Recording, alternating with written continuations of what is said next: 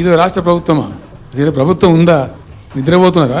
ఇంతసేపు real estate దందా తప్ప ఇంకోటి లేదా? ఇల్టు భూములు ఎట్లా అమ్ముదాం, పల్టు భూములు ఎట్లా అమ్ముదాం, ఆ భూములు ఎట్లా దెబ్బ పెడదాం, ఇల్లు ఎంత కమిషన్ కొడదాం, ఇది తప్ప రాష్ట్ర ప్రయోజనాలు, నీళ్లు, రైతులు, మనుషులు లేరా? ప్రాజెక్టులు ఎందుకు 2 నెలల నుంచి 1 రూపాయి పెట్టలే? ఎందుకు ఒక తట్టడి మట్టి తీయలే? ఎవరు నిరోధించిన మిమ్మల్ని? ఎవరు అడ్డుపడ్డారు? మీకు ఎవరు కట్టేసారు మీ కాలను? అటు పైసా పని చేయరు, నిష్క్రియాపరత్వంగా ఉంటారు. ఈ డిపిఆర్ పంపిస్తే సపోర్ట్ చేయరు. ఇలా చివరికి 45 టీఎంసీని రాస్తారు. అంటే ఏం కాబోతుంది? ఎవరో ఒత్తిడి ఉంది దీని వెనుక?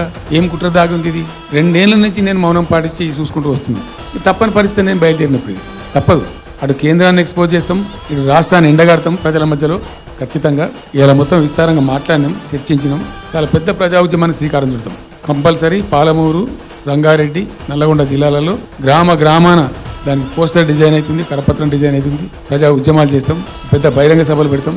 నేను స్వయంగా అటెండ్ అవుతున్న బహిరంగ సభలకు. ప్రజాక్షేత్రంలో ప్రభుత్వం యొక్క నిష్క్రియాపరత్వాన్ని ఎండగడతాం. ఇప్పుడు వాయిస్ అయితే తెలంగాణకు, మరి తెలంగాణకు ఉన్న ప్రభుత్వం మాట్లాడకపోతే ఇంకెవరు మాట్లాడాలి? మాకు 2 బాధ్యతల్ని.